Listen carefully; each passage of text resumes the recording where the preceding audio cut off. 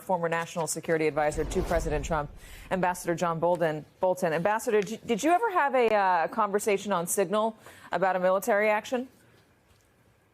No, and I have to say, when I first heard about this, I really was without words, which people would tell you is fairly rare for me, because it just, I can't get past. I would simply not, it would not have occurred to me to do this. I think what this reflects in part is that the president made a decision, and this Signal chat group reflects the subordinates trying to figure out what to do. This is the kind of thing that should have been discussed before a decision was made. And there is a place for a chat group to go through things like this, called the Situation Room. The U.S. government has spent billions of dollars over decades building what hopefully is the most secure telecommunications capability on Earth. And there's no explanation that I've heard from anybody why this thing was set up on Signal, why nobody called it during the life of the chat group, and why nobody at some point said, we better get on the secure the secure telecommunications channel here. So the whole thing, to me, is just inexplicable. There's no reason for it. I started the show by mentioning that there might be an intelligence sharing issue, a knock-on effect. We heard it from the opposition in the UK trying to urge the Labour government to review practices. We heard Mark Carney, the new Prime Minister of Canada, saying that this is just another example of Canada needing to be more self-sufficient. Do you foresee any issues with Five Eyes? And if there are, how detrimental is that? Well, remember, presidential advisor Peter Navarro is reported in the press as already calling for the U.S. to junk the Five Eyes mechanism.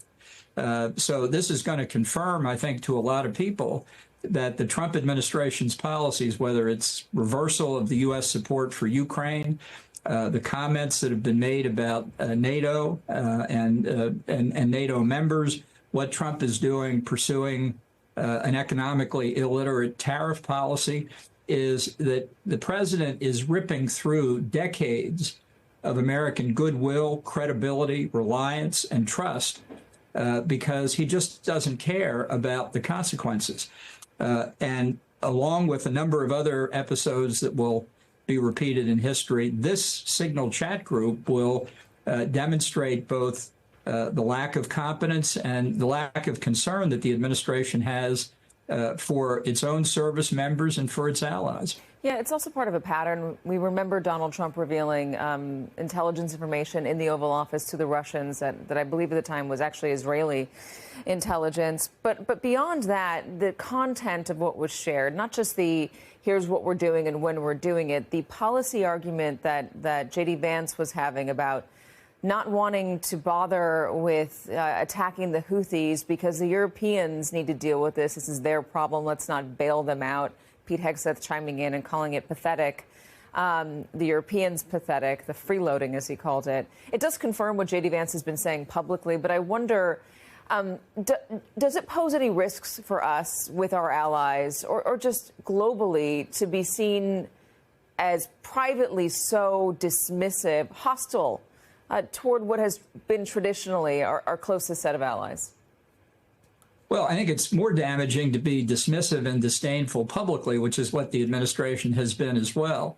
It is a very dangerous time for the country, and I think it's something that if anything is to be gained from this episode, by people saying, you know, we've got to do better at dealing with these kinds of situations, but that's not on the administration's radar screen. Apparently, I don't think anything's going to come of this as long as Trump himself doesn't feel the heat politically, and I don't think, as of this point, he does. Elise Stefanik, who was going to be Donald Trump's UN ambassador, the nominee for it, has just been pulled, part of an effort to keep the Republican conference intact in the House. The majority is just so slim, they can't afford to lose her seat. As somebody who held this position in the past of UN ambassador, do you have thoughts? Well, I feel sorry for Elise. I mean, I think she would have done a good job in New York, and you know, so much for gratitude from Donald Trump. She resigned her leadership position, and now she's not going to be. She would have been confirmed by the Senate. I think that's pretty clear. My first thought when I heard this just within the past hour was that maybe the Republican leadership's not so sure who's going to win those two special elections in Florida on Tuesday.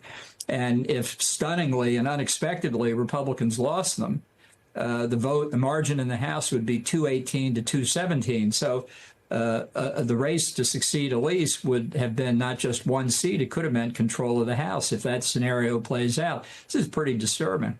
Yeah, you know what? And we're going to talk about a little bit later about a special election in Pennsylvania where a Democrat just pulled off a pretty stunning upset in what had been a deeply red district. I think Republican for like 150 plus years.